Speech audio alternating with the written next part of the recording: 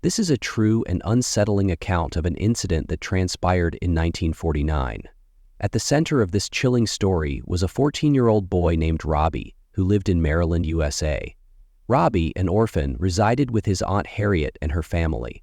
His aunt was a fascinating figure, known in academic and local circles as a professor who specialized in paranormal activities and the occult. Her work often involved assisting people who sought closure by attempting to communicate with their deceased loved ones.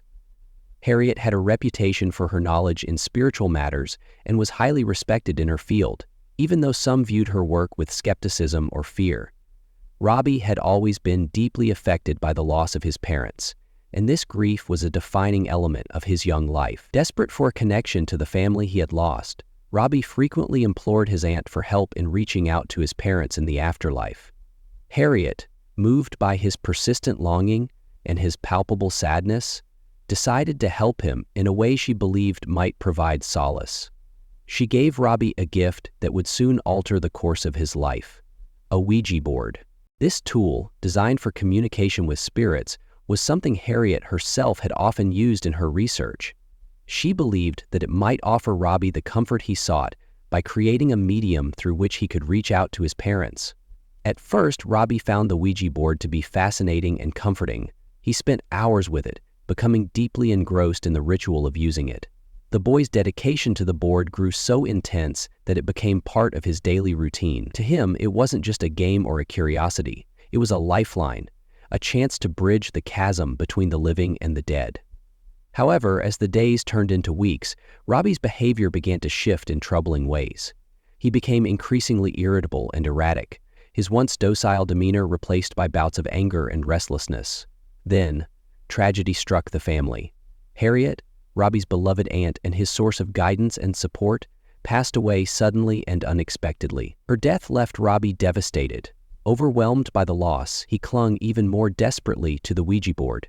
This time his goal was not only to contact his parents, but also to summon Harriet herself, hoping she could provide him with the guidance and comfort he had lost. But as Robbie's obsession with the Ouija board deepened, so too did the strange and unexplainable occurrences around him. It began with small, unsettling signs, faint rattling sounds in the walls, disembodied whispers, and occasional bursts of eerie laughter.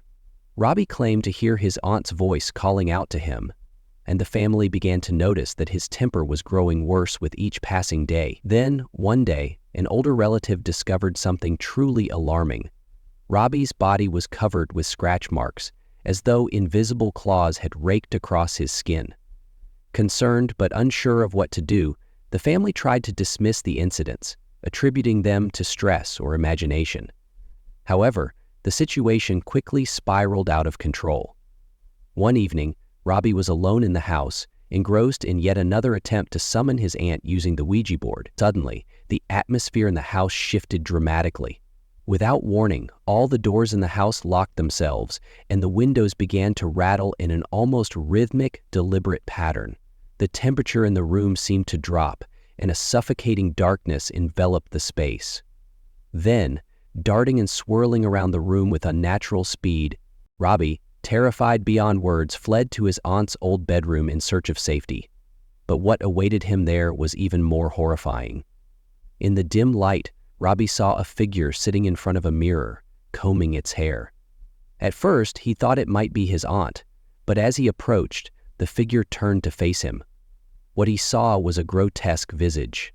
Its skin was white and decayed, with worms writhing in and out of the flesh. Its eyes were cold, piercing, and terrifying. Robbie was paralyzed with fear, unable to move or scream. As he tried to back away, another figure appeared, a demonic entity with long, jagged teeth and glowing red eyes.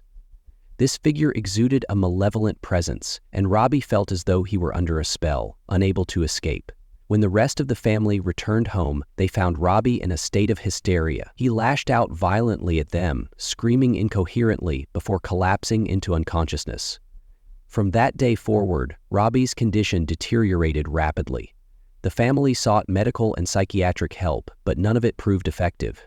Robbie's behavior grew more extreme, and the supernatural phenomena around him intensified. Objects in the house moved on their own, strange marks continued to appear on Robbie's body, and his violent outbursts became more frequent.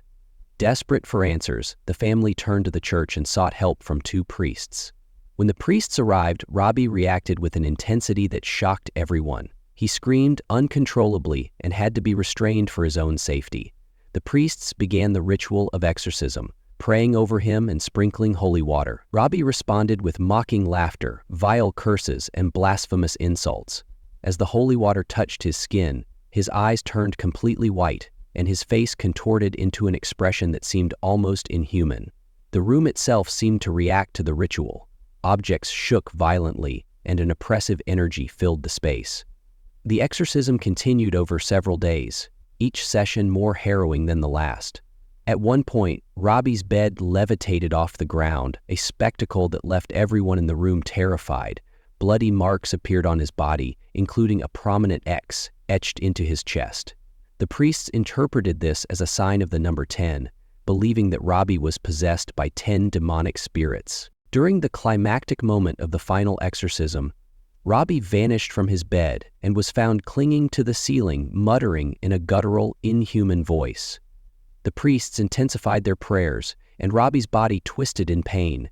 He vomited a thick black liquid before collapsing into unconsciousness.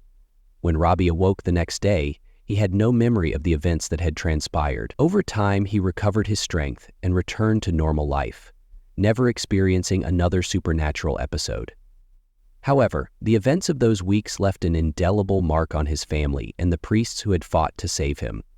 For them, the memory of what they had witnessed, the malevolent forces, the terrifying transformations, and the unrelenting battle for Robbie's soul would haunt them forever. All of the tragedy in their lives, and the horrific transformations and the unrelenting battle for Robbie's soul would haunt them forever.